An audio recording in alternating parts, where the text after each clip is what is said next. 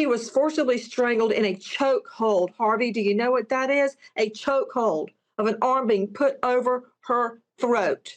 And we have learned from the new federal filings, there is a charge of aggravated sex assault.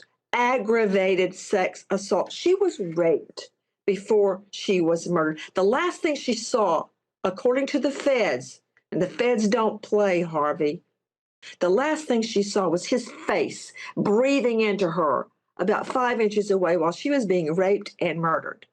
And don't start with me. He's just 16. He didn't know what he was doing. His frontal cortex was not formed.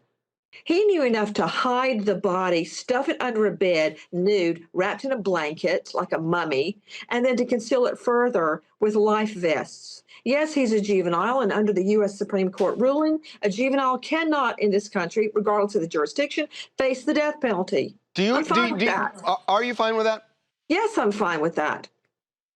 But I'm not fine with claims that he didn't know what he was doing and that somehow because he was 16, he should be excused.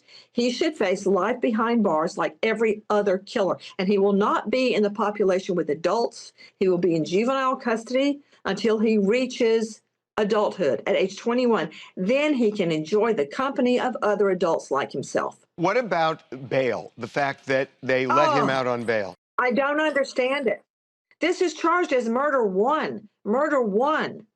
Why is he out on bond, living with family? It seems to me from the beginning that the family has been more worried about protecting his identity and protecting him than they are about what happened to Anna and getting justice for her. And I'd like to point out also that according to Anna Kepner's little then boyfriend, this stepbrother of hers had tried to sex assault her before. It is puzzling to me what on earth they could have said to convince the judge to I don't let know him out what like they this. said, but I blame the judge. The judge knows better than this.